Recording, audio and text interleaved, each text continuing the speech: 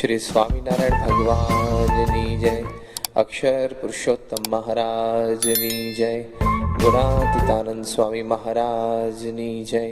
भगत जी महाराजनी जय। शास्त्री जी महाराजनी जय। योगी जी महाराजनी जय।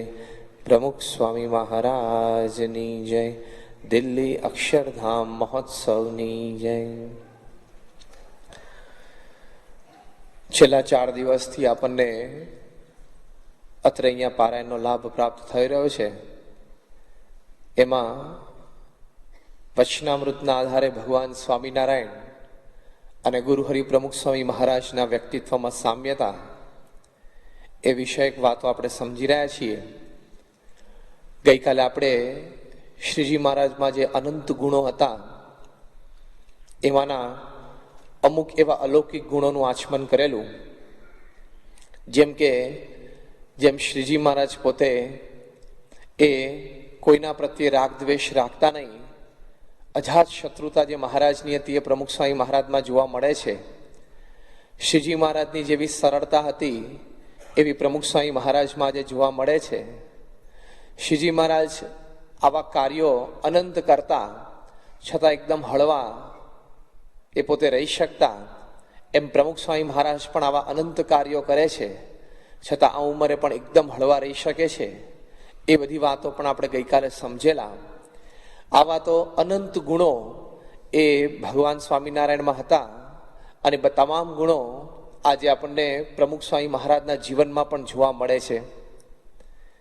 શ્રીજી મહારાજ હમણાં જેમ પૂજ્ય પ્રભુચરણ સ્વામીએ વાત કરી કે ગોપાળાનંદ સ્વામીનો તો સંકલ્પ કે ભવિષ્યમાં મંદિરો સોનાના થશે અને દેશ પ્રદેશમાં એ બધે સત્સંગનો પ્રચાર થશે।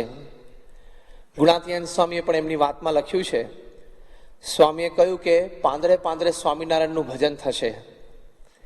અને યોગીજી મહારાજે પણ આશીર્વાદમાં વર્ષો પહેલા આફ્રિકાથી એક પત્રમાં સિટીકાકા પર લખેલું કે આવતા 500 વર્ષમાં દુનિયાનો એક પણ ખૂણો બાકી નહીં હોય જ્યાં સ્વામિનારાયણનું ભજન નહીં થતું હોય। એટલે આવા મહાપુરુષોના સંકલ્પ છે, પણ એ જબરજસ્ત સંકલ્પ શ્રીજી મહારાજે પણ કરેલો છે અને પૂર્ણ આત્મવિશ્વાસ, પોતાની રીતિનીતિ, પોતાની જે રીત પ્રણાલિકા અને આ સંપ્રદાય સ્થાપ્યો છે, નિયમ ધર્મથી માંડીને આજ્ઞા ઉપાસનામાં એ શ્રીજી મહારાજને પૂર્ણ વિશ્વાસ, જબરજસ્ત કોન્ફિડન્સ એ શ્રીજી મહારાજને હતો કે આ સંપ્રદાય બ્રહ્માંડમાં પ્રસરશે। એટલે સંકલ્પ પણ ખરો અને સાથે સાથે પૂર્ણ આત્મવિશ્વાસ પણ ખરો। એવી જ રીતે પ્રમુખ સ્વામી મહારાજનો પણ એવો ભગીરથ સંકલ્પ છે અને પ્રમુખ સ્વામી મહારાજને પણ પૂર્ણ આત્મવિશ્વાસ છે કે જે રીતે અત્યારે પોતે આ બીએપીએસ સંસ્થા ચલાવે છે, જે રીતે પોતે આ સંપ્રદાયનું વહન અત્યારે કરી રહ્યા છે, એ દ્રષ્ટિકોણથી ભવિષ્યમાં દુનિયાના ખૂણે ખૂણે આ સંપ્રદાય પ્રસરશે। ભગવાન સ્વામિનારાયણ એક વખત ત્યાં ગઢડામાં બિરાજમાન હતા અને ત્યાં ઘણી બધી ગંભીર બીમારી એમણે ગ્રહણ કરી। પલંગ ઉપર પોતે સૂતેલા અને આજુબાજુ સંતોને થોડા હરિભક્તો બેઠેલા। એમાં મહારાજે વળી એવું ચરિત્ર કર્યું કે જેમ આપણે બીમાર થઈએ અને આપણે ઘણી વખત ટેમ્પરેચર બહુ વધી ગયું અને ગરમી ચડી ગઈ હોય તો માણસ જરા લવરી કરવા માંડે અને શું બોલે છે ને ખ્યાલ ના આવે, એમ મહારાજ પણ જરા એવું બોલવા માંડ્યા। એટલે બધાને જરા વિશેષ લાગી આવ્યું। મહારાજ બોલવા માંડ્યા કે બસ મેં તો મારું કાર્ય પૂરું કરી લીધું, હવે મારે ધામમાં જવું છે, હવે મારો દેહ રહેશે નહીં, તમે બધા સંતો હરિભક્તો પ્રેમથી મારું ભજન કરજો અને બધાને મારો મહિમા કહેજો। આવી બધી વાતો એ શ્રીજી મહારાજ કરવા માંડ્યા। એટલે જેમ કોઈ બીમાર માણસ હોય અને આમ અસ્વસ્થ અવસ્થામાં બધી લવરીઓ કરવા માંડે, એમ મહારાજ એવું ચરિત્ર કર્યું। એટલે બધા જરા વધારે ગંભીર થઈ ગયા, બહુ ઉદાસ થઈ ગયા। એમાં વળી મુક્તાનંદ સ્વામી તે જ વખતે એ વિચરણ કરીને આવ્યા। આમ તો એમને સંદેશો મળી ગયેલો કે મહારાજ બીમાર છે ને આપ તાત્કાલિક આવો, એટલે મુક્તાનંદ સ્વામી પણ આવ્યા। ત્યારે બધાએ મુક્તાનંદ સ્વામી મહારાજના દર્શન દંડવત કરીને બેઠા। બધા હરિભક્તો સંતોએ મુક્તાનંદ સ્વામીને વાત કરી કે મહારાજ તો આવું બોલવા માંડ્યા છે। ત્યારે મુક્તાનંદ સ્વામી પણ એકદમ દિલગીર થઈ ગયા, બહુ દુઃખી થઈ ગયા। ત્યારે મહારાજે આંખ ખોલીને મુક્તાનંદ સ્વામી સામું જોયું અને મહારાજે પૂછ્યું કે મુક્તાનંદ સ્વામી તમે કેમ દુઃખી થાવ છો? ત્યારે મુક્તાનંદ સ્વામી કે મહારાજ દુઃખી ના થઈએ, તમે આવું બધું બોલો છો તો અમને દુઃખ ના લાગે? એટલે મહારાજ કે બરાબર છે, હવે અમારે બાકી શું છે? અમે અમારું કાર્ય બધું જ પતાવી દીધું પૃથ્વી પર, અમારે કાંઈ જ બાકી નથી. ત્યારે મુક્તાનંદ સ્વામી કે મહારાજ હજી તો તમે કાંઈ કર્યું જ નથી, હજી તો બધું બાકી છે. મહારાજ કે શું બાકી છે? ત્યારે મુક્તાનંદ સ્વામી કે જો હજી તો મોટા શિખરબદ્ધ મંદિરો બાંધવાના બાકી છે, હજી તો તમે જે આચાર્ય સ્થાપ્યા છે એની પ્રતિષ્ઠા હજી સમાજમાં જામી નથી, હજી બધા બાવાઓ અને મતપંથીઓનો કેટલો બધો ઉપાડ છે કે આપણા સંતોને ઘણી બધી વિચરણમાં તકલીફ પડે છે, અને હજી તો આપણા સંપ્રદાયમાં મોટા મોટા શેઠિયાઓ અને રાજાઓ સત્સંગી થયા નથી, તે સાધુઓ માટે આશ્રમ બાંધી આપે અને મોટા મંદિરો કરી આપે એવી સેવા કરનારા હજી થયા નથી, અને હજી તમારું પણ ભગવાનપણું સમાજમાં એવું પ્રતિષ્ઠિત થયું નથી, માટે હજી તો તમારા બધા જ કામ બાકી છે. અને તમે કેમ એમ કહો છો કે હજી તો અમે બધા જ કામ પૂરા કરી લીધા? આટલું સાંભળ્યું મુક્તાનંદ સ્વામી પાસેથી એટલે શ્રીજી મહારાજ એકદમ સફાળા બેઠા થઈ ગયા, અને મહારાજ પોતાના મુખારવિંદ ઉપર આમ જમણો હાથ ફેરવ્યો અને એકદમ મુખારવિંદ તેજસ્વી થઈ ગયું. મહારાજ કે મુક્તાનંદ સ્વામી તમે કેમ ઢીલી વાત કરો છો? તમે આ બધી વાત કરો છો તો શું તમને અમારામાં શંકા છે? મુક્તાનંદ સ્વામી કે ના મહારાજ, આપનામાં કોઈ શંકા તો નથી, પણ આ બધા કાર્યો તો હજી બાકી જ છે ને. મહારાજ કે જો મુક્તાનંદ સ્વામી તમે અમને શું સમજો છો? ત્યારે મુક્તાનંદ સ્વામી કે મહારાજ આપ તો પૂર્ણ પુરુષોત્તમ નારાયણ છો, અવતારના અવતારી છો. મહારાજ કે બસ અમે પૂર્ણ પુરુષોત્તમ નારાયણ છીએ, અમે સંકલ્પ કર્યો છે કે આ બ્રહ્માંડમાં એક એક ગામમાં અમારી મૂર્તિની પ્રતિષ્ઠા થશે અને એક એક ગામમાં અમારી મૂર્તિની આરતી ઉતરશે, એવો અમે સંકલ્પ કર્યો છે. માટે આજથી યુગો સુધી અમારા પરમ એકાંતિક સંત છે અમારી મૂર્તિની પ્રતિષ્ઠા કરશે ને આ થશે. અને તમે એમ કહો છો કે હજી તો હરિભક્ત આપણા સંપ્રદાયમાં એવા સમર્થ થયા નથી તે મોટા મંદિરો બાંધીએ, પણ અમે સંકલ્પ કર્યો છે કે તમામ રિદ્ધિ સિદ્ધિ અમારા હરિભક્તને વરે, મોટા મોટા મંદિરો થશે અને સાધુ માટે આશ્રમ બાંધશે, અને કોઈ સાવ ગરીબને રાંક જેવો પણ આ સંપ્રદાયમાં આવશે અને અમારું ભજન કરશે અને અમારા પરમ એકાંતિક સંત સાથે પ્રીતિએ કરીને જોડાશે, તો એ પણ મોટો સત્તાધીશ, મોટો ધનવાન થશે અને મોટી સેવા કરશે અને ભગવાનનો પરમ ભક્ત થશે. અને ત્રીજી જે તમે વાત કરી કે હજી તો બાવાઓ અને મતપંથીઓનો ઘણો બધો ઉપાડ છે કે આપણા સાધુઓને ઘણી બધી તકલીફ પડે છે વિચરણમાં, કે એને કથા કરવા ન દે, એને ગામમાંથી કાઢી મૂકે, ગામમાં બધાને ભરમાવે તે કોઈ એમને જમવા આપે નહીં, એવી વાત જે તમે કરો છો, તો અમે સંકલ્પ કર્યો છે કે અમારા સાધુની પ્રતિષ્ઠા દેશ પ્રદેશમાં વધશે. અમે આપેલા 2 નિયમ છે, ધન અને સ્ત્રીનો ત્યાગ, એ અમારા સાધુ પાળે છે, માટે બીજા ભેખ થશે ધૂળદાણી, રહેશે તમારા મુખનું પાણી. બીજા ગમે તેવા મોટા સાધુ હશે, ગમે તેવા વિદ્વાન હશે, બુદ્ધિશાળી હશે, હોશિયાર હશે, મોટો સંપ્રદાય ચલાવતા હશે, પણ અમારા સાધુ પાસે એ મોટા મોટા ધર્મગુરુ પણ ધૂળ જેવા થશે, એટલે કે સામાન્ય દેખાશે. અમારા સાધુનું તેજ અમારા નિયમ પાળે છે એટલે બ્રહ્માંડમાં પ્રસરશે, માટે તમારે તો એની જરાય ફિકર રાખવાની જરૂર નથી. આ બધા સંકલ્પો શ્રીજી મહારાજે તે વખતે કરેલા, પણ આ વાત મહારાજે કરેલી કે દેશ પ્રદેશમાં સત્સંગ થશે અને આવી રીતે ગામો ગામ આ બ્રહ્માંડમાં અમારી મૂર્તિની પ્રતિષ્ઠા થશે અને આ સંપ્રદાય વધશે.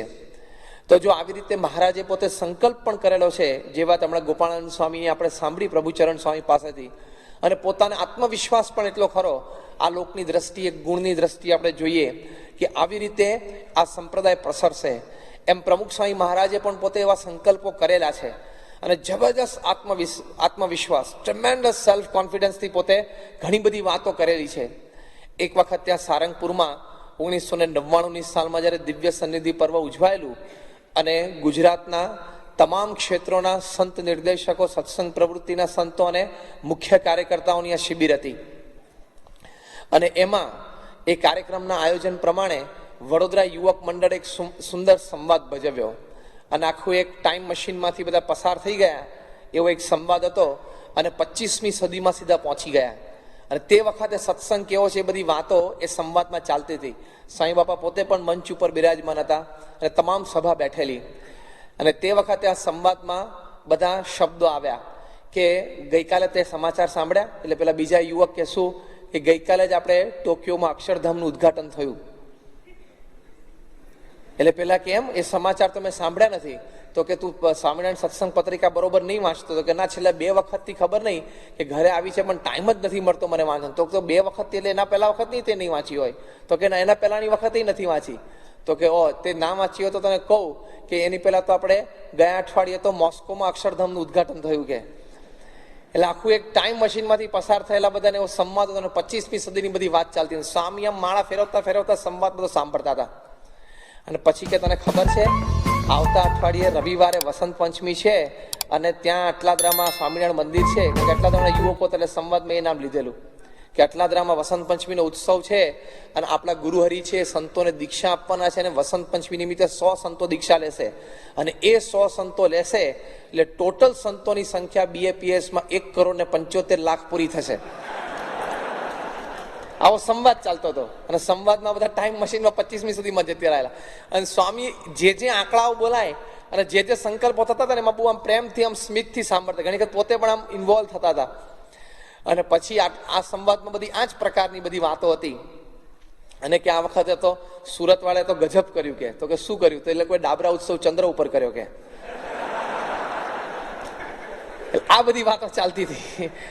એટલે સ્વામી પણ આમ માળા લઈને બેઠા. સ્વામી વચ્ચે બધા ઓડિયન્સ જેમ આપણે હસે એમ બધા હસતા હતા, કારણ કે સ્વામી પણ એકદમ હસી પડતા હતા. પછી સ્વામી પાસે માઇક મુકાયું અને સ્વામીના આશીર્વાદની શરૂઆત કરી. અને સ્વામી પહેલું જ વાક્ય બોલ્યા. સ્વામી કે આપણે સંવાદ બધો સાંભળ્યો અને આ બધા સંકલ્પો યુવકોએ કર્યા છે, બધા સાંભળ્યા છે. હવે સાંભળજો સ્વામી શું બોલે છે. સ્વામી કે આ બધા યુવકોએ સંકલ્પો કર્યા છે, પણ આપણો જીવ બહુ ટૂંકો, તે આપણને નાની નાની વાતો સૂજે. સ્વામી કે આપણો જીવ બહુ ટૂંકો છે ને એટલે આપણને નાની નાની વાતો સૂજે કે ભાઈ એક મોસ્કોમાં અક્ષરધામ ખુલ્યું. સ્વામી કે પેલું શું બોલે આપણે જાપાનનું ટોક્યો કે ટોક્યોમાં ત્યાં અક્ષરધામ ખુલ્યું. કેટલા સાધુ કીધા? એટલે પેલા યુવકો બધા બેઠા હતા સંવાદ કે બાપા 2.5 કરોડ. સ્વામી કે બસ એટલા જ. કારણ કે આપણો જીવ ટૂંકો છે ને એટલે આટલા જ આપણને શું છે કે 2.5 કરોડ, પણ આપણે તો 5 કરોડ સાધુ થશે એમ કહીને સ્વામી એ વખતે બોલેલા આશીર્વાદમાં. અને આખા બ્રહ્માંડમાં એ બધી જગ્યાએ અક્ષર પુરુષોત્તમની નિષ્ઠા એક જીવને થશે. અને આ બ્રહ્માંડમાં મહારાજ પ્રગટ થયા છે અને એમની કૃપાથી જોગી મહારાજ જેવા પુરુષ કાયમ રહેશે તો અનંત જીવો અક્ષરધામને પામશે. એ બધા સંકલ્પો સ્વામીએ તે વખતે કરેલા. પણ આપણને ખ્યાલ આવે કે જેઓ મહારાજના સંકલ્પો જેવા હતા એવા જ આપણને બળિયા સંકલ્પો આજે આપણા ગુરુહરિના દેખાય છે. અને જેટલા કોન્ફિડન્સથી આત્મવિશ્વાસથી શ્રીજી મહારાજ વાતો કરતા આ સંપ્રદાયના પ્રચાર અને પ્રસાર વિશે, એટલા જ આત્મવિશ્વાસથી પ્રમુખ સ્વામી મહારાજ પણ આ સંપ્રદાયના પ્રચાર અને પ્રસાર વિશે બધી વાતો કરે છે. ત્યારે આપણને જણાય છે કે એ ગુણ મહારાજમાં હતો એ આજે પ્રમુખ સ્વામી મહારાજમાં પણ આપણને જણાય છે. અને દરેક રીતે ગુણિયલ પણ એટલા છે, બુદ્ધિશાળી પણ એટલા છે. મહારાજ આ લોકની દ્રષ્ટિએ પણ બહુ જ બુદ્ધિશાળી હતા, એમ પ્રમુખ સ્વામી મહારાજ પણ અત્યંત બુદ્ધિશાળી છે. એ એમનેમાં સંપ્રદાય ન ચલાવી શકે. આપણને બધાને અનુભવ છે. ગુણિયલ તો છે જ, અનંત પ્રકારના સાત્વિકથી માંડીને આધ્યાત્મિક અને ગુણાતીત ગુણો એમનામાં રહેલા છે. પણ છતાં આ લોકની દ્રષ્ટિએ તમે જોઈએ તો હી ઇઝ એક્સ્ટ્રીમલી ઇન્ટેલિજન્ટ. અત્યંત બુદ્ધિશાળી છે પ્રમુખ સ્વામી મહારાજ. જેમ શ્રીજી મહારાજ પણ એકદમ બુદ્ધિશાળી હતા. અને મહારાજે પોતે વાત કરી કે અમે બુદ્ધિશાળી છીએ અને બુદ્ધિશાળી વ્યક્તિ અમને ગમે છે. એટલે આ લોકથી પણ બુદ્ધિશાળી અને અલૌકિક દ્રષ્ટિએ જેની બુદ્ધિ પંચ વિષયમાંથી નીકળી અને ભગવાનમાં વળગી હોય એને પણ બુદ્ધિશાળી કહેવાય પ્રથમના 50 પ્રમાણે. પણ આપણે જ્યારે લૌકિક દ્રષ્ટિએ ગુણ જોવા માંગીએ છીએ ત્યારે લૌકિક દ્રષ્ટિએ મહારાજની પણ ખૂબ જ બુદ્ધિ ચોજાડી હતી. એમ પ્રમુખ સ્વામી મહારાજની પણ બુદ્ધિ અત્યંત ચોજાડી છે. એ આપણને અનેક પ્રસંગે દેખાય છે. મહારાજ એ કાયમ ત્યાં ગઢડામાં જ્યારે બિરાજમાન હોય અને સવારની સભા પૂરી કરીને પાછા પોતાના ઉતારે જતા હોય ત્યારે ત્યાં દાદા ખાચરના દરબારમાં જે બધા દાદા ખાચરની ગૌશાળાનું ધ્યાન રાખવા માટે ભરવાડો રાખેલા, એક જોદો ભરવાડ, એક પેલો બીજલ ભરવાડ હતો અને ત્રીજા એક અર્જન ભરવાડ. આ ત્રણેય ભરવાડો છે એ ગાય ભેંસનું જેટલું દૂધ તૈયાર થયું હોય દોઈને, એ ગાયનું દૂધ અને ભેંસનું દૂધ બધું જુદું રાખતા અને એની મોટી મોટી પેલી બોઘેણીઓ આવે એ બધું ભરીને રાખતા. અને રોજ મહારાજે દૂધ ઉપર દ્રષ્ટિ પ્રસાદી કરીને પછી એ ચાલતા ચાલતા જ એ તરફ જોતા. એટલે બાને દિવસમાં એક વખત આ ત્રણેય ભરવાડને પણ મહારાજની દ્રષ્ટિ અને આશીર્વાદ પ્રાપ્ત થઈ જતા. કારણ કે સવારથી બધા આ ગૌશાળાની સેવામાં મંડ્યા હોય. પણ હરિચરિત્રામૃતમાં લીલાકલ્પતરુમાં એમને લખાયું છે કે મહારાજ ત્યાંથી પસાર થતા હોય ત્યારે જો આગલા દિવસના દૂધ કરતા આ વખતના દૂધમાં કંઈક વધઘટ હોય તો તરત મહારાજ કહેતા કે ગઈકાલ કરતા આજનું દૂધ ઘીનું ઓછું, ગાયનું ઓછું છે કે ભેંસનું ઓછું વધારે છે, એ તરત કહેતા. અને કોઈ વખત એ 15-20 બોઘેણા ગાયના દૂધના અને કોઈ દિવસ 15-20 બોઘેણા ભેંસના દૂધના બાજુમાં પડ્યા હોય પણ બોઘેણા તો બહારથી પેલી જે ગાગર હોય સરખી જ દેખાતી હોય, પણ જો એ અરસપરસ કંઈ થઈ ગયું હોય તો એ 15 બોઘેણા ગાયના દૂધના પડ્યા એની વચ્ચે એક ભેંસના દૂધનું પડ્યું હોય તો એ દૂધ જોઈને મહારાજ કહેતા કે આ બધું ગાયનું છે, વચ્ચે એક ભેંસનું પડ્યું છે. આમ દ્રષ્ટિથી આટલા દૂરથી મહારાજ કહી શકતા કે આ બધું ગાયનું દૂધ છે ને વચ્ચે એક ભેંસનું દૂધનું પડેલું છે. કેટલા બધા મહારાજ બુદ્ધિશાળી હશે. એક લૌકિક દ્રષ્ટિએ આવા તો અનેક પ્રસંગો મહારાજના જીવનના છે કે દરેક ક્ષેત્રમાં મહારાજ એટલા બધા બુદ્ધિશાળી હતા કે તરત આમ વસ્તુ પારખી લેતા. એમ પ્રમુખ સ્વામી મહારાજ પણ અત્યંત બુદ્ધિશાળી છે. જબરજસ્ત તીવ્ર એમની બુદ્ધિ શક્તિ છે. 1 સેકન્ડમાં સ્વામીશ્રી પારખી શકે છે. એક વખત સ્વામી ત્યાં વલ્લભ વિદ્યાનગર પધાર્યા અને ત્યાં છાત્રાલયમાં તે વખતે અંદર પહેલી જ વખત આપણે પાક્કો ડામરનો રોડ થયેલો, એ ટાર રોડ કરેલો અને જરા 2.5 થી 3 ઇંચ જાડો કરેલો, એટલે હાઈવે ઉપર જે પરમિશન મળે સ્પેશિયલ પરમિશન લઈને અંદર કરાયેલો. અને સ્વામી ત્યાં પહેલી જ વખત આ રોડ થયો પછી છાત્રાલયમાં આવતા હતા. હવે ત્યાં દરવાજાથી એન્ટર થાય અને બી બ્લોકના ચોક સુધી આમ વળીને આમ સંત નિવાસ સુધી આવે. સ્વામી તો અંદર પત્ર વાંચન કરતા, ચશ્મા પહેરેલા હતા અને પત્ર વાંચન કરતા હતા અને ગાડીમાં લાઈટ ચાલુ હતી. અને ગાડી ત્યાંથી વળી અને છેક સંત નિવાસ પાસે ઊભી રહી ત્યાં સુધી સ્વામીએ પત્ર વાંચન ચાલુ રાખેલું. ઊભી રહી ગાડી એટલે સ્વામી જોયું કે ગાડી ઊભી રહી આમ, એટલે તરત ચશ્મા એમની ટેવ પ્રમાણે ચશ્મા અને કાગળને કાઢીને પેનને પાછળ આપી દીધું સેવક સંતને અને તૈયાર થયા. તરત સેવક સંતે બારણું ખોલ્યું, સ્વામી ઊભા થઈને બહાર આવ્યા. પણ સેવક સંત બારણું ખોલતા હતા ત્યાં બાજુમાં જ ભગવતચરણ સ્વામી ઊભા હતા, એટલે એમને પણ જાણે આમ બારણાને હાથ દીધો. સ્વામી એમની સામે જોયું અને ભગવતચરણ સ્વામી આમ જય સ્વામી કહીને હસ્યા આમ પગે લાગીને. એટલે સ્વામી સહેજે બોલ્યા, કારણ કે પટેલ બહુ મલકાવાની જરૂર નથી, આ તમને એમ કે મેં રોડ બાંધ્યો છે અને બહુ સારો થયો છે, પણ ત્યાં ઢાળ છે, પાણી ભરાશે. તો ભગવતચરણ એકદમ શોક થઈ ગયા. એટલે ભગવતચરણ સ્વામી તો એકદમ છૂટ છે બાપા સાથે બોલવાની અને ખૂબ સખા ભાવ છે અને બહુ છૂટથી બધી વાતો કરતા હોય છે. ભગવતચરણ સ્વામી કે તમે જિંદગીમાં કોકે કંઈક સારું કામ કર્યું તો વખાણતા શીખ્યા છો કે નહીં એમ કહો.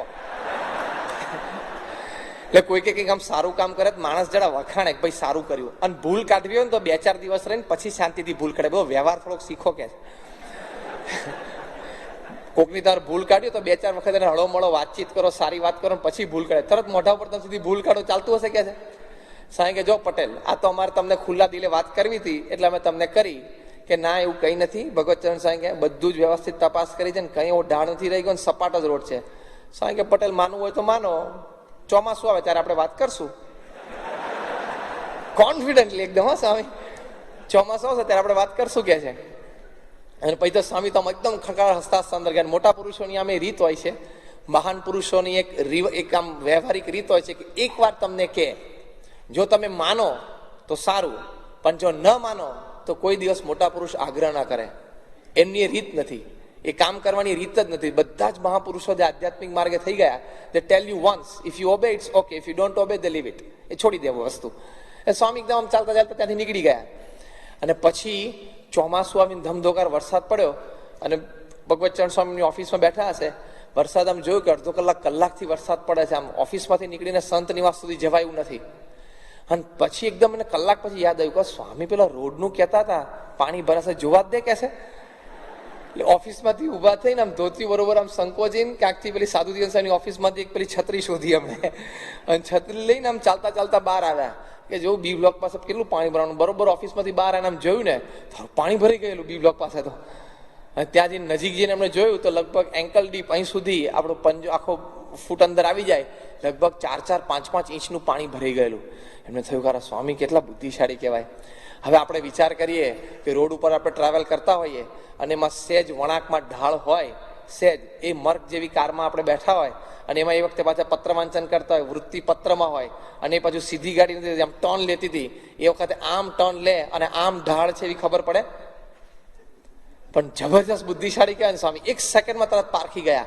આ તો ઘણા બધા સંતોનો અનુભવ છે, ઘણા બધા કાર્યકર્તાનો અનુભવ છે કે સ્વામી પાસે કંઈક માર્ગદર્શન લેવા માટે જઈએ તો you have to be fully prepared. જો તમે તૈયાર ના હો તો 3rd minute into the meeting અને ઈ સ્ટાર્ટ્સ ક્વેશ્ચનિંગ, આમ પૂછવા મળે ને કે આનું શું, આનું શું, આનું શું, તો તમને 5 મિનિટમાં તો મૂંઝવી નાખે સ્વામી. એટલા પ્રશ્નો પૂછી કાઢે. અને 5મી મિનિટે તો સીધો જ તમને પ્રશ્ન પૂછે ને કે અહીંયા શું, તો તમને એમ થવા માંડે કે આ તો મેં વિચાર્યું જ નહોતું, આ તો મને ખબર નહોતી રાખું કે સ્વામી મને આ વિચારીને લાવીએ. એમ એટલા બધા શાર્પ છે. એમાંય કન્સ્ટ્રક્શન, લીગલ ને ફાઇનાન્સ 3 તો એમની માલિકીના ડિપાર્ટમેન્ટ છે. આ 3 તો એમની માલિકી છે, આમ અદભુત. એકવાર આમ બાંધકામ જો ને બ્રહ્મતીર્થ સ્વામી ત્યાં સારંગપુરમાં નવું રસોડું બંધાતું હતું, સ્વામીને જોવા માટે લઈ ગયા અને સ્વામી ત્યાં 2-3 સંતો બેઠા હતા. સ્વામી કે લાવો પીરસી એમ કરીને સવારે 11-11:30 વહેલા અમુક સંતો પેલી દવાને ચરી ચાલતી એટલે જમતા હોય તેને પીરસીને પછી સ્વામી આગળ ચાલ્યા. અને બાબા કે આ રીતે અહીંયા છત કરી છે ને આ રીતે બાકી પેરાપેટ છે. સ્વામી એક જ વાર આમ જોયું સ્વામી કે પેરાપેટ વાંકી છે. હવે લગભગ અબાઉટ 30 ફીટ ડિસ્ટન્સથી કેવું કે આ પેરાપેટ વાંકી છે. બ્રહ્મતીર્થ સ્વામી કે ના સ્વામી કે જોજો ચેક કરાવજો. ચેક કરે તો પેરાપેટ થોડીક વાંકી હતી. આટલું શાર્પ સ્વામીનું વિઝન છે, જબરદસ્ત. અને અકાઉન્ટ્સમાં પણ એવું, તમે પેલી બેલેન્સ શીટ લઈને બેસે ને તો આમ જ જાય સીધા જ. આપણે સ્ટોરી વાંચીને એની કરતાં ફાસ્ટ એકાઉન્ટ શીટ વાંચી શકે છે. બેલેન્સ શીટ તમે હેરી પોટર વાંચો ને એની કરતાં ફાસ્ટ વાંચે છે. એટલી ફાસ્ટ આમ સીધા જ પાના ફેરે આમ જ જાય છે. એમની આંગળી કોન્સ્ટન્ટ મુવમેન્ટમાં હોય અને વચ્ચે એક જગ્યાએ પણ આંકડામાં ફેર હોય ને ત્યાં સીધું પિન પોઈન્ટ કરે કે આ શું છે. એવા તો ઘણા બધા સંતો અને હરિભક્તોનો અનુભવ છે. ને ત્રીજું લીગલ, એ હરીશભાઈ દવે ઘણી વખત વાત કરે છે કે આમ સ્વામી પાસે પ્રશ્નની રજૂઆત થાય તો લીગલી આમાં શું થઈ શકે આપણને પોતે પૂછે પણ ખરા અને ઘણી વખત આઉટરાઇટ સલાહ આપી દે કે આનું આમ કરો આમ થશે જ. એટલા બધા આમ તીવ્ર બુદ્ધિશાળી છે. પણ એ સ્વામીના જીવનની એ વિશેષતા છે. પણ મહારાજની પણ આવી ચોઝાડી બુદ્ધિ હતી અનેક ક્ષેત્રમાં. એમ સ્વામીની પણ અત્યંત ચોઝાડી બુદ્ધિ છે કે એકવાર વસ્તુ જોવે એકવાર પારખે. બહુ જ શાર્પ દ્રષ્ટિ છે સ્વામીની. એ એમને ઘણા બધા પ્રસંગો પરથી આમ જણાય છે. આમ સ્વામી આમ હરિકૃષ્ણ મહારાજના દર્શન કરતા હતા સારંગપુરમાં. સ્વામી પહોંચ્યા ત્યારે તો પડદો બંધ હતો, પડદો ખુલ્યો અને સ્વામી આમ હજી આંખ ખોલી. સ્વામી કે પૂજારી મહારાજ, સ્વામીને આમ ટેવ છે ઘણી વખત પૂજારીઓને બોલાવવાની. દર્શન કરતા સ્વામીને કંઈક આમ સૂચન હોય ને તો બોલાવે, પૂજારી એમ કંઈ બૂમ પાડે. એટલે જ્યારે પૂજારી આમ બહાર આવે ને સ્વામી કે હરિકૃષ્ણ મહારાજનો સાફો છે ને સહેજ આંખ ઉપર આવે છે. આપણા આંખ ઉપર કપડું હોય ને તો આપણને આમ સેટ ના થાય, સહેજ બાજુ પર એક દોરાવા જેટલો સાફો અંદર આવતો હતો. પણ સ્વામી એક જ દ્રષ્ટિએ પહેલા દર્શનથી આમ પામી ગયેલા. આપણને અત્યારે પૂછ્યું હોય કે આજે ઘનશ્યામ મહારાજના વાઘા કેવા હતા? બહુ ટોપ. બહુ ટોપ એટલે કેવા? જબરજસ્ત. તે દર્શન ના કર્યા? તો કે ના મેં ના કર્યા, હું મોડો આવ્યો. કે અરે યાર તું ચૂકી ગયો, બહુ મસ્ત દર્શન હતા. પણ બોલે નહીં હો કેવા હતા, કયા વાઘા પહેરેલા, કારણ કે એને જ યાદ ના હોય. કથા કેવી થઈ? જબરજસ્ત. પણ શું વાત શું થઈ? તું નતો કે છે? અરે રહી ગયો કે છે. પણ તું બોલ ને શું હતી એ તો બોલ. એટલે આપણને યાદ ના આવે. એટલે આવું હોય છે. પણ સ્વામી અત્યંત બુદ્ધિશાળી છે અને અત્યંત એમની તીવ્ર સ્મરણ શક્તિ છે. એ આપણને ઘણા બધા પ્રસંગોએ જણાવ્યું છે. પણ મહારાજ આવા બુદ્ધિશાળી હતા. એમ પ્રમુખ સ્વામી મહારાજ પણ અત્યંત બુદ્ધિશાળી છે. અમુક વખતે મહારાજને આમ સ્પોન્ટેનિયસ પ્રશ્ન પૂછાતા. ઘણે બધે ઠેકાણે મહારાજ વિચરણ કરતા તે કોઈ એવા ગુણભાવી હોય, કોઈ દ્વેષી પણ હોય, કોઈ મોટા અમલદારો પણ હોય, ઓફિસર્સ હોય. પણ ઘણી વખત મહારાજને એવા પ્રશ્નો પૂછી બેસતા.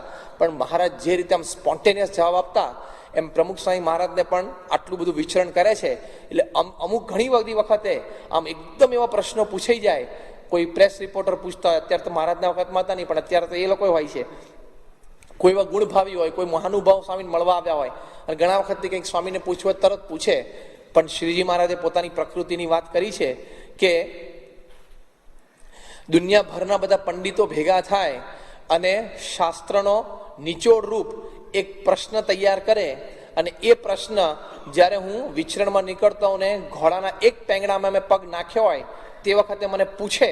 6 મહિના ભેગા થઈને એ લોકોએ ચર્ચા કરીને પ્રશ્ન તૈયાર કર્યો હોય અને મને પૂછે તો એક પેંગડામાં તમે પગ નાખી દીધો હોય, ઘોડાના બીજા પેંગડામાં પગ નાખો ત્યાં સુધી હું એનો ઉત્તર કરી દઉં.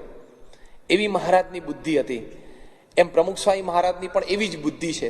શ્રીજી મહારાજ એક વખત ત્યાં અમદાવાદ પધાર્યા અને ત્યાં ઇંગ્લિશ ઓફિસર ડનલોપ સાહેબના ત્યાં મકાને બંગલે પધાર્યા.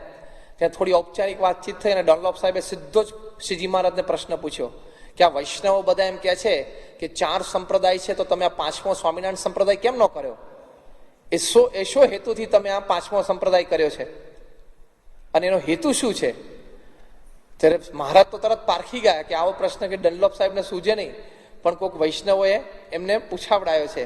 એટલે મહારાજે તરત જવાબ આપ્યો કે તમારી વાત તો સાચી છે કે 4 સંપ્રદાયો છે, પણ આ 5મો સ્વામિનારાયણ સંપ્રદાય કેવી રીતે?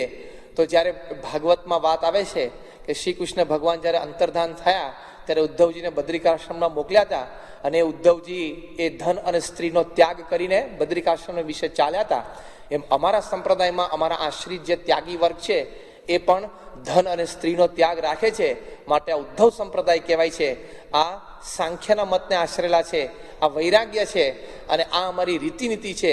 એટલે જેમ તમારે કોઈ બાળક હોય, તમે એમ કહો કે આ એના મામા ઉપર ગયો છે, આ એના કાકા ઉપર ગયો છે, આ એની મા ઉપર ગયો છે, એમ અમારો સંપ્રદાય ઉદ્ધવ સંપ્રદાય કહેવાય છે. એટલે આ 5મો સ્વામિનારાયણ સંપ્રદાય. ખુશ થઈ ગયા ડનલોપ સાહેબ કે મને ઘણા વખતની મૂંઝવણ હતી, પણ મને આ પ્રશ્નનો ઉત્તર યથાર્થ મળી ગયો. મહારાજ એક વખત ભરૂચ સાઈડ પધારેલા અને ત્યાં એક અંગ્રેજ મામલતદારે શ્રીજી મહારાજને પ્રશ્ન પૂછેલો કે આ વટલવું એટલે શું, અને બ્રાહ્મણના હાથનું બધા જમે પણ બીજા કોઈ બ્રાહ્મણ બીજા કોઈના હાથનું જમે નહીં એવું કેમ? ઘણા બધાને આપણને પ્રશ્ન હોય ને કે સંતો રસોઈ બ્રાહ્મણના હાથની જ જમે છે, બીજાના હાથની જમતા નથી. તો મહારાજને આવો પ્રશ્ન પૂછાયેલો. મહારાજે બહુ સુંદર જવાબ આપેલો. મહારાજ કે પોતપોતાના ધર્મમાંથી ચલાયમાન થાય ને વટલવું કહેવાય. પણ જ્યાં બીજો પ્રશ્ન છે કે બ્રાહ્મણો કોઈના હાથનું જમે નહીં પણ બ્રાહ્મણના હાથનું બધા જમી શકે, એ કેવી રીતે? તો મહારાજ કે જો જેમ વેદો છે એ ભગવાનના મુખમાંથી નીકળ્યા છે, એમ બ્રાહ્મણો પણ ભગવાનના મુખમાંથી પેદા થયા છે. અને પછી ક્ષત્રિય છે એ ભગવાનના બાજુબંધમાંથી પ્રગટ થયા છે. જે વૈશ્ય છે એ ભગવાનના સાથળમાંથી પ્રગટ થયા છે. અને શુદ્ર છે એ ભગવાનના ચરણાવિંદમાંથી પ્રગટ થયા છે. માટે આ 4 આશ્રમ છે, એટલે 4 વર્ણ છે, અને પોતપોતાના કાર્યો આ પૃથ્વીના વિશે છે. તો સમાજ બધી સુવ્યવસ્થા પ્રમાણે ચાલે. એટલે આ બ્રાહ્મણો છે એ શાસ્ત્રોનો બધો અભ્યાસ કરતા હોય, માર્ગદર્શન આપતા હોય, અને રાજા અને પ્રજા બંનેને સુમેળે સુખે સાથે રાખે એવા ભગવાન સન્મુખ બધાને કરતા હોય. ક્ષત્રિયો હોય એ બધાની રક્ષા કરતા હોય, વૈશ્ય છે વેપાર કરતા હોય, અને શુદ્ર છે એ સમાજની સેવા કરતા હોય. આ વૈદિક રીત છે. આ પ્રમાણે સમાજ ચાલે તો સુમેળે સમાજ ચાલી શકે. આટલી વાત કહીને શ્રીજી મહારાજ એક બહુ ઇન્ટેલિજન્ટ વાક્ય બોલ્યા. મહારાજ કે તમે કોઈ બહારથી થાકીને આવ્યા હોય અને પાણીથી તમે મોઢું ધોવો, તો મોઢું ધોતા જે પાણી વધે એનાથી પગ ધોઈ શકાય. પણ તમે પગ ધોવાની શરૂઆત કરો પછી એ પાણી વધે તો એ પી ના શકાય. એમ બ્રાહ્મણોના હાથનું બધા જમે પણ બીજાના હાથનું બ્રાહ્મણો જમી શકે નહીં. મહારાજ એવો શાસ્ત્રક જવાબ આપેલો. પણ એ સાહેબને તરત ગમી ગયું. મેં ઘણા વખતથી ઘણાના પ્રશ્ન પૂછ્યો પણ મને કોઈ દિવસનો યથાર્થ ઉત્તર મળ્યો નથી. અને આ મહારાજે આ યથાર્થ ઉત્તર કર્યો. ત્યારે આવી રીતે ઘણી વખત મહારાજને આવા પ્રશ્નો સીધા જ પૂછાતા, પણ મહારાજે પ્રશ્નનો યથાર્થ ઉત્તર આપી શકતા. એક વખત શ્રીજી મહારાજને એક અમલદારે મોઢે પ્રશ્ન પૂછ્યો કે હિન્દુ શ્રેષ્ઠ કે મુસલમાન શ્રેષ્ઠ? ત્યારે મહારાજ કે તમે શું માનો છો? મહારાજને સામે કાઉન્ટર ક્વેશ્ચન કર્યો શ્રીજી મહારાજે. ત્યારે એને કહ્યું એમ અમલદારે કે હું તો એમ માનું છું કે મુસલમાન છે એ હિંસા કરવામાં બીતા નથી, અને માંસ ખાય છે, અને પશુને મારે છે, મૂર્તિ પૂજામાં માનતા નથી, એટલે કનિષ્ઠ છે. ત્યારે શ્રીજી મહારાજે બહુ જ ફાઇન અને sort of a bit diplomatic answer Shriji મહારાજે તે વખતે આપેલો. મહારાજ કે જો ભગવાન અને સંતનો યોગ થાય તો યવન સરખા જીવ હોય એ પણ ભગવાનનું ભજન કરીને ભગવાનના ધામને પામી શકે. માટે ઊંચ નીચનો કોઈ ભેદ ન રાખો. ભગવાનને સંતનો જેને યોગ થયો છે અને ભગવાનને સંતની રીતિનીતિ પ્રમાણે વૈદિક માર્ગ પ્રમાણે જે પોતાનું જીવન જીવે છે શ્રેષ્ઠ છે. બહુ સરસ મહારાજે ઉત્તર આપેલો. પણ આવી રીતે મહારાજને પ્રશ્નો પૂછાતા, અને ઘણી વખત આવા અણધાર્યા પ્રશ્નો પણ મહારાજને આવતા. પણ મહારાજ એવા બુદ્ધિશાળી હતા કે ગમે તે પ્રશ્નને મહારાજ ઇઝીલી ટેકલ કરી શકતા. એમ પ્રમુખ સ્વામી મહારાજ આપણને દેખાય છે 5 જ ચોપડી ભણેલા, પણ અત્યંત બુદ્ધિશાળી છે. અને ગમે તે પ્રશ્ન ગમે ત્યારે ઉદ્ભવે સ્વામી આમ ઇઝીલી ટેકલ કરી શકે છે, અત્યંત સાહજિકતાથી. એ પણ આપણને સ્વામીના જીવનમાં અનેક પ્રસંગે જોયું છે. એક વખત તો સ્વામી આમ સાહજિક બોલી ગયેલા. સ્વામી કે હું રૂમમાં બેઠો, પ્રમુખ સ્વામી મહારાજ પોતે બોલેલા, હા, સ્વામી કે રૂમમાં બેઠો અને બારણું ખોલીને કોઈક અંદર આવે, હજી પહેલો જ પગ અંદર મૂકી એનો ચહેરો જોઈને મને ખબર પડી જાય કે શેની માટે આવ્યો છે. આ એમની અંતર્યામી શક્તિ નહીં, હા, એ તો પછી. પણ જે માણસના જીવનમાં લાખો માણસને વ્યક્તિગત મળ્યા હોય, એની વાતો સાંભળી હોય, એના ફેશિયલ એક્સપ્રેશન્સ નજીકથી જોયા હોય, એની બોલવાની રીત, એની બોડી લેંગ્વેજ આટલું બધું નજીકથી ઓબ્ઝર્વ કર્યું હોય, એ માણસ અંદાજ ના આવી જાય. જેમ તમે દુકાન ઉપર કાઉન્ટર ઉપર 5, 7, 10 વર્ષથી બેઠા હો તો પછી તમે ગ્રાહકને જોઈને આમ સામાન્ય અંદાજ નથી આવતો કે આનો પરચેસિંગ પાવર કેટલો હોઈ શકે, અથવા એની બોડી લેંગ્વેજ કે હાવભાવ પરથી ખબર પડે કે આ ખરીદશે કે નહીં ખરીદે, ખાલી ટાઈમ કાઢવા આવ્યો છે, બહાર વરસાદ પડે છે ને છત્રી નથી એટલે દુકાનમાં આવ્યો છે, ખબર ના પડે? એમ આપણને એટલી ખબર પડી જાય છે, તો આમને ના ખબર પડે? આ તો કેટલા બુદ્ધિશાળી છે. અને અમથા આપણા જેવા લાખોને એમને રમાડે છે સવારથી ઉઠીને રાત સુધી. એટલે અત્યંત બુદ્ધિશાળી છે. પણ સ્વામીને ઘણી વખત પ્રશ્ન પૂછાય છે અને સ્વામી આમ સ્પોન્ટેનિયસ જવાબ આપે છે. સ્વામીને એક પત્રકારે પ્રશ્ન પૂછ્યો કે આ દુનિયાનું ભવિષ્ય તમે કેવું જોવો છો? સ્વામી એક જ લાઈનમાં ઉત્તર આપ્યો, ભગવાનનું ભજન કરશે અને ભગવાનના નિયમ પાડશે તો સારું જ છે. The rest of the thing he has to understand. બાકીનું એને સમજી જવું પડે, અધર સાઇડ ઓફ ઇટ. પણ સ્વામીએ જવાબ આપેલો. સ્વામીને એક વાત એવું પૂછ્યું કે 21મી સદી એ ટેકનોલોજીની સદી છે, તો એમાં તમારો શું દ્રષ્ટિકોણ છે? સ્વામી કે ટેકનોલોજી એ સારી વસ્તુ છે અને એ ઉપયોગમાં છે, માણસને સુખાકારી છે, પણ ધર્મ સાથે જો એનો સમન્વય થશે તો વધારે સુખાકારી બનશે, નહીં તો હિંસા થશે. બહુ સ્પષ્ટ સ્વામી એ વખતે જવાબ આપેલો કે તમે આમ આ બધા મોડર્ન સાયન્ટિફિક ઇન્સ્ટ્રુમેન્ટ છે એ વાપરવાનો તમે નિષેધ કરો છો? સ્વામી કે ક્યારે અમે નિષેધ નથી કર્યો. પ્રેમથી બધા વાપરે, એ માણસના સુખાકારી માટે છે, પણ એમાં જો વિવેક નહીં હોય તો એ બધી જ વસ્તુ છે એ માણસને નુકસાન કરશે ક્યાંક. પછી સ્વામી દ્રષ્ટાંત આપ્યું. સ્વામી કે ટીવી જોવામાં વિવેક નથી એટલે આ બધું થાય છે. તો જો આવી રીતે સ્વામી આમ સ્પોન્ટેનિયસ જવાબ આપી શકે છે અને આમ સ્પષ્ટપણે. સ્વામીને એક વખત એક સભામાંથી ઉતરતા જ એક મુમુક્ષુએ પ્રશ્ન પૂછ્યો કે ધર્મ વચ્ચે આટલા બધા ઝઘડા કેમ છે? સ્વામી એકદમ સ્પોન્ટેનિયસ. સ્વામી કે કોણે કીધું ધર્મ વચ્ચે ઝઘડા છે? ધર્મ તો સારું જ શીખવે છે. એક પણ ધર્મગ્રંથ તેવો વાંચ્યો છે કે જેમાં હિંસાનું પ્રતિપાદન કર્યું હોય? સ્વામીએ પ્રશ્ન પૂછ્યો. કોઈ ધર્મમાં હિંસાનું પ્રતિપાદન નથી કર્યું. એ ત્યાં અહિંસા જ શીખવાડી છે, પણ એના ઇન્ટરપ્રિટર્સ એટલે કે એમાં જે એ લોકો જે આપણને સમજાવનારા છે એના મનમાં એની બુદ્ધિમાં ભેદ રહી જતો હોય એટલે બીજી રીતે એના અર્થઘટન કરતા હોય છે. અને પછી સ્વામી બોલ્યા કે તું સમજી રાખ, ઝઘડા ધર્મના નથી, પોલિટિક્સના છે. અને એ લોકો પોતાના સ્વાર્થ માટે ધર્મમાં ઝઘડો ઊભો કરે છે, બાકી ત્યાં ઝઘડા જ નથી.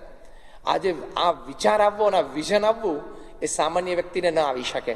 પણ આવા જેવા શ્રીજી મહારાજ અત્યંત બુદ્ધિશાળી હતા, એમ પ્રમુખ સ્વામી મહારાજ પણ અત્યંત બુદ્ધિશાળી છે આપણને દેખાય છે.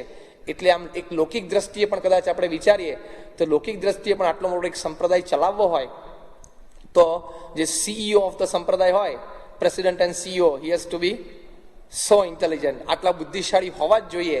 પણ એ સ્વામીના જીવનમાં આપણને દેખાય છે કે આપણે જમીન ખરીદવાની હોય, દુકાન વેચવાની હોય, દીકરા દીકરીના લગ્ન કરવાના હોય, તમે આમ પિક્ચર રિલીઝ કરો એમની પાસે, આમ ચિત્ર રજૂ કરો અને ઈ સ્ટાર્ટ્સ આન્સરિંગ, તરત કહેવા માટે આમ કરો આમ કરો આમ કરો.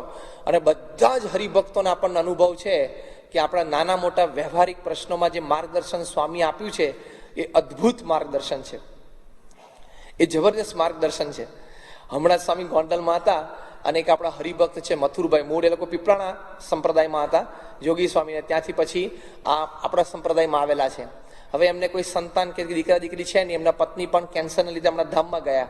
એટલે એમની ઈચ્છા થઈ કે બધું એમનું મકાન છે અને બીજું એક બે પ્રોપર્ટી છે બધું આપણે સંસ્થાના નામે લખી દઈએ કે હું છું ત્યાં સુધી હું રહીશ ઘરમાં અને પછી સંસ્થાને બધું અર્પણ થાય. કારણ કે એમને પાછા એમને કોઈ ભાઈ બહેન પણ નથી અને દીકરા દીકરી પણ નથી, એમના પત્ની પણ ધામમાં ગયા. એટલે એમણે વિલ કરવાની ઈચ્છા થઈ. સ્વામીને ત્યાં ગોંડલ વાત કરી. સ્વામી કે સારું, કોઈ સારા વકીલ પાસે તમે બક્ષિસ દસ્તાવેજ લખાવી લેજો અને પછી અર્પણ કરી દેજો ત્યાં. એટલે કે સારું. થોડા દિવસો પછી સ્વામીને મળવા માટે આવ્યા અને સ્વામીએ પાછું એમને માર્ગદર્શન પણ આપેલું કે આવા શબ્દો વાપરજો અને આવી રીતે સંસ્થાને ભેટ આપું છે એ રીતે તમે લખાવજો. બધા વ્યક્તિગત મુલાકાતમાં આવતા એની વચ્ચે જ આ વ્યક્તિ આવેલા મથુરભાઈ, અને સ્વામી એમ સાહજિક માર્ગદર્શન આપેલું. તો ત્રણ ચાર દિવસ પછી આવ્યા અને સ્વામીને આવીને વાત કરી કે સ્વામી, હું મારા વકીલ પાસે ગયો અને મેં એને કહ્યું કે બક્ષિસ દસ્તાવેજ બનાવો અને એમાં આવા શબ્દો તમે લખો. ત્યારે પેલા વકીલે કહ્યું કે ભાઈ આવા શબ્દો લખવાની કંઈ જરૂર નથી, અમારું સ્ટાન્ડર્ડ ફોર્મેટ બક્ષિસ દસ્તાવેજનું હોય જ છે, એ તમે લખી આપીએ. તો કે મેં ના પડી કે અમારા ગુરુ પ્રમુખ સ્વામી કીધું છે કે તમે આવા શબ્દોમાં લખી આપો. એટલે પેલા વકીલે એમ કહ્યું કે પ્રમુખ સ્વામી તો 5 ચોપડી ભણેલા છે. આ મથુરભાઈ સ્વામીને વાત કરતા હતા કે પ્રમુખ સ્વામી તો 5 ચોપડી ભણેલા છે, એને કોઈ દિવસ લોનું એક પુસ્તક હાથમાં પકડ્યું નથી, કે એને શું સમજણ પડવાની, કે એને કાંઈ ખબર ના પડે કે આવી રીતે આ શબ્દો લખાય જ નહીં. આટલું બોલે ને સ્વામીને મુખાકૃતિ ફરી ગઈ. અને you can see him as a CEO of BAPS.